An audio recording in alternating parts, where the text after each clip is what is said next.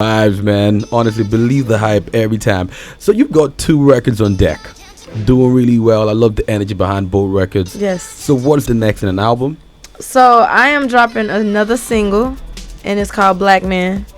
And Okay. Black Man is a song that I literally wrote to edify the Black kings that we get to see and embrace. And like my dad, I wrote the song dedicated to my father, but then I realized like all Black men should feel elevated and y'all should feel celebrated. And it's really no songs that celebrate the Black man.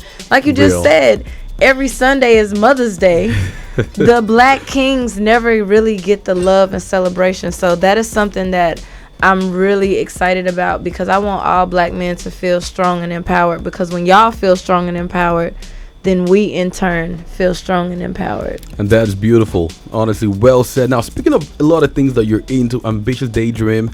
Yeah, that is another project from you, co-owned. And how's that going? So Ambitious Daydreams is my production company. I'm so grateful for the opportunities that I get to do. I get to create Black content that Black people are in control of, those stories, those narratives. When I was on Black Ink Crew, none of the people that make the decisions look like us. They all were white men. And it was very hard for me to agree with their decision making, because they don't really understand what it means to be a Black woman or a Black man. So to now have my production company, it's just an honor for me to be able to be in control of telling our stories. I have 2 movies out on Tubi. One is called False Advertisement. One is called Dirty Game. Completely 2 different types of movies. So it shows that we have a variety of range. We have about 5 reality shows that are in post-production right now. And I'm just honored to be on. I'm grateful for what Black Ink did for my life, being on the front of the camera. But now I'm enjoying being on the back side of the camera even more, because that's where the money is. Honestly, and that's how you win a story.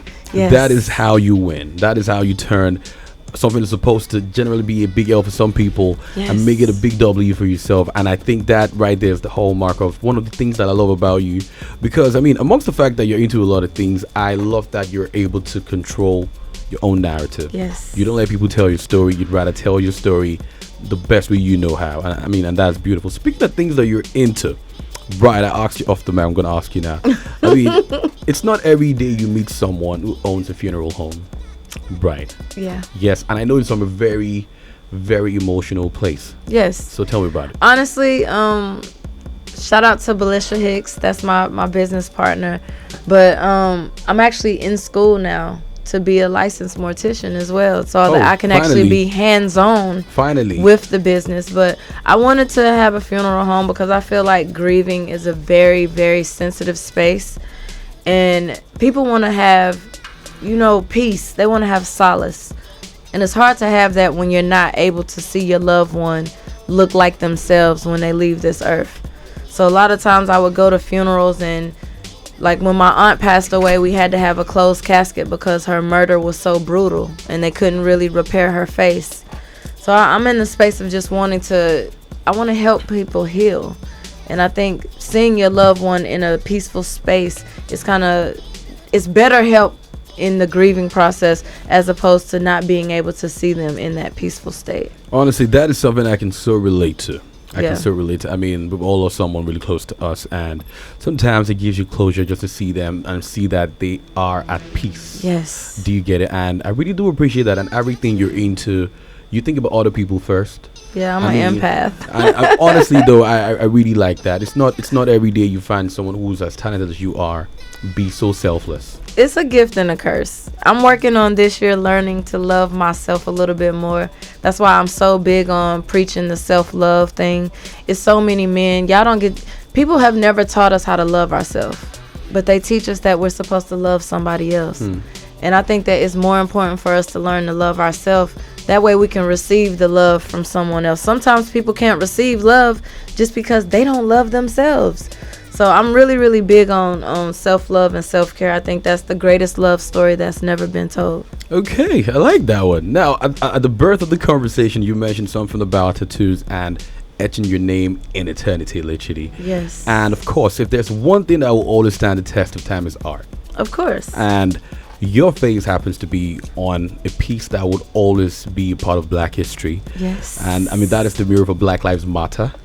Black Lives Matter was so big for me. That was like, I think that was maybe one of my biggest art contributions to date, just because at the time that we're in, where Black people are starting to realize our power, now we're standing in the forefront and demanding the respect that we've always deserved.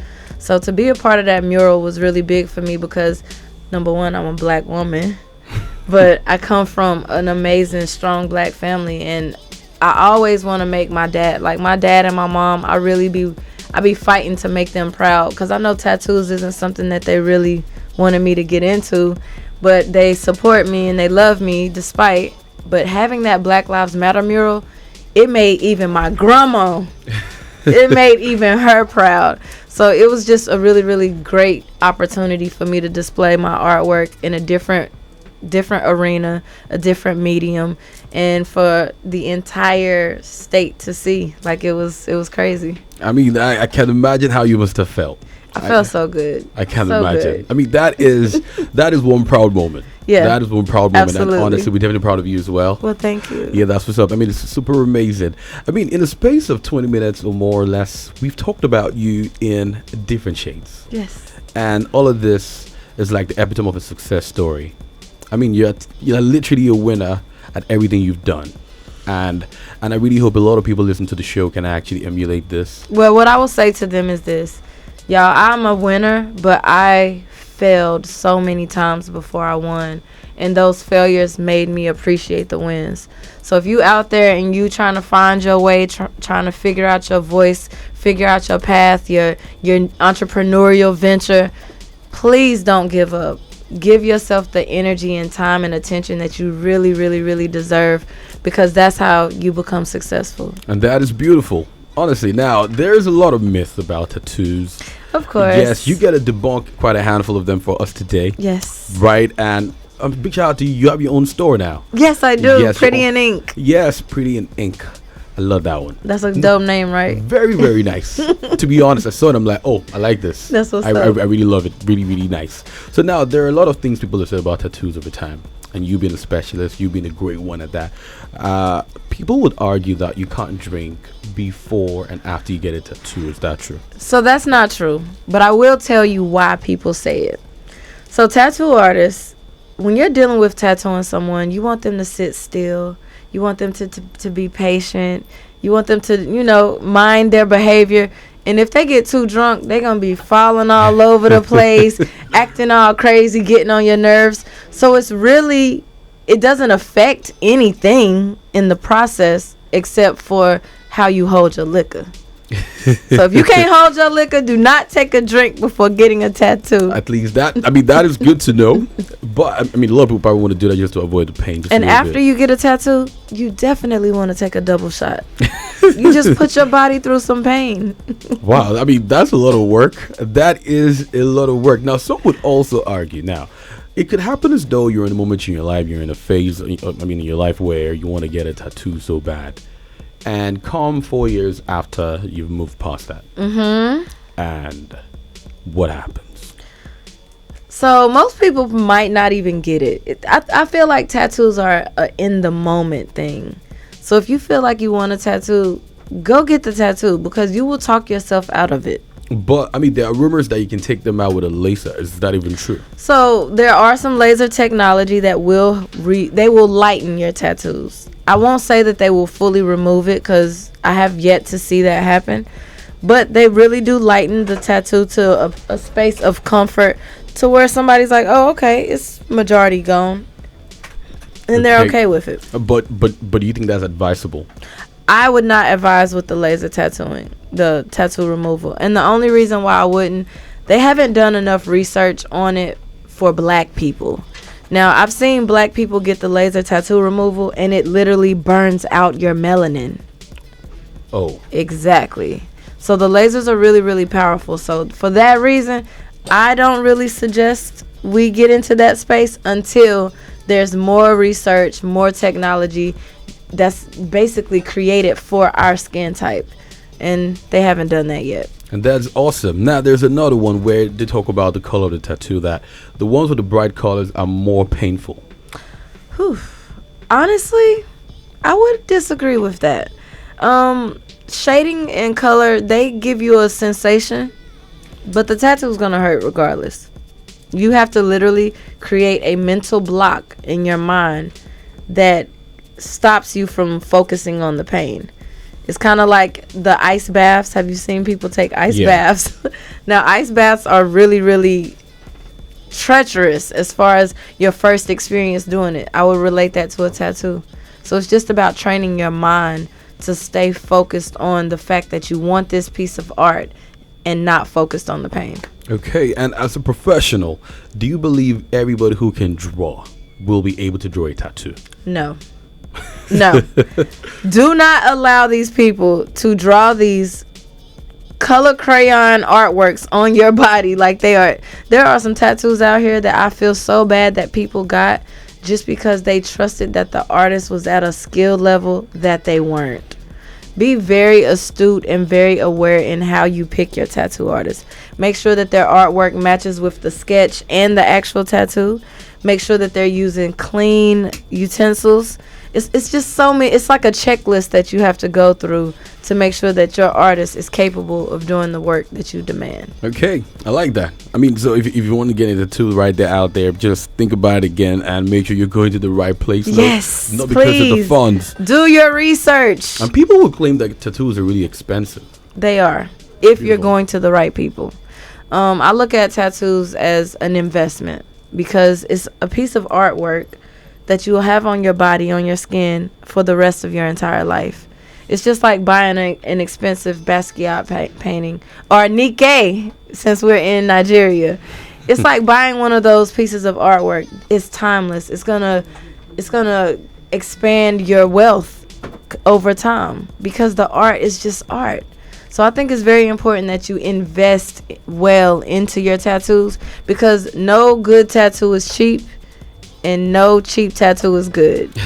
I love that one. That is quite amazing. So if you be honest, which tattoo would you say stood out for you that you drew? The one that you would consider your most iconic. I know that could change tomorrow. Yes, that could change the day after tomorrow. Absolutely. But as of this time, T, which tattoo would you look at and be like, yo, this, when I did it, I was in the place. I would honestly say my mom's tattoo. My grandmother passed away, and when my grandmother passed, she wanted orange roses because that was my grandma's favorite flower and her favorite color. And then we did my grandmother's signature coming through it. And my mom, she loved my grandmother so much. We all did. It just gave her such a level of peace to just be able to look at her arm and have that memory to hold on to, even though she couldn't hold on to my grandmother. So it's kind of like, I guess because it's my mom, she held a very dear space. And when I first got into tattooing, she was not that excited about me doing this. Oh. So for her to support me so much to actually get a tattoo, it was like, dang, this is so amazing. Okay, I love that. I love that. So do you have any favorite tattoo on your body at the moment? My favorite tattoo, it changes. Just depending on the moment that I'm in. And I guess since I'm in this moment, I would say my favorite tattoo would be my Gaddafi tattoo. Oh. I have Muammar Gaddafi right here. Oh, nice. And why is that? Yes. He's my favorite ruler. He was a great man. I know a lot of people have their contingencies about him. But for me, he was a really, really great man. To choose to want to empower your own people and to make them something greater, that's a major accomplishment. Even though he wasn't able to fulfill it, just the thought and the opportunity that he was creating for wealth, it's just phenomenal. And on top of that, he had an all-female army. Like, come on. Who run the world? I love Girls. that. Okay, I really love that one.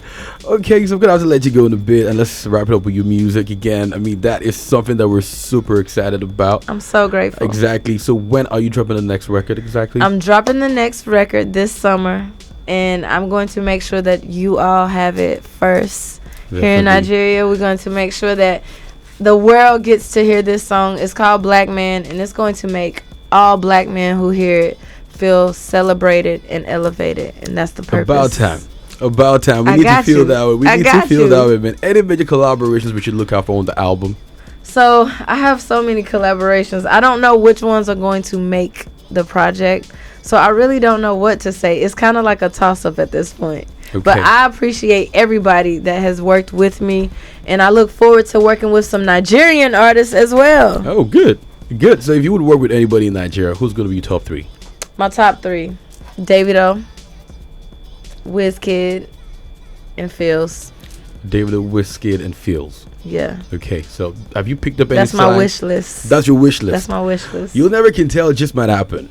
Just might happen. Manifestation. Exactly. So have you picked up any slang so far?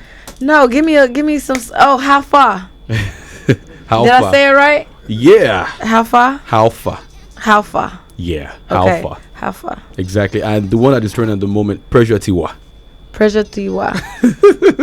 Just say pressure, like pressure. Pressure. Yeah. Tiwa. Tiwa. Yeah. Pressure tiwa. Yeah. More pressure than day. Hey. Honestly, that was good. I mean, that was really good. Look, now I gotta get you for my lessons. You gotta teach me. I'm gonna learn this. I'm telling you, we actually have a handful of them. We actually have a handful. They play. They play. They play. They play. Yeah. What does that mean? Continue. Hey, they play. Thanks for coming on the show. It's been an amazing one. Thank you for having me. I look forward to coming back. And when you come to America, of course, you have to come by Pretty and Ink. I'll call you. Say I'll call you, manager. Don't worry. Say no more. Thanks for coming on the show. And we're going to wrap it up with your record. Keep your name out of your mouth. That is the next one we're checking out again. 25 minutes past 4 p.m. We're over and we're out. Thank you, Nigeria.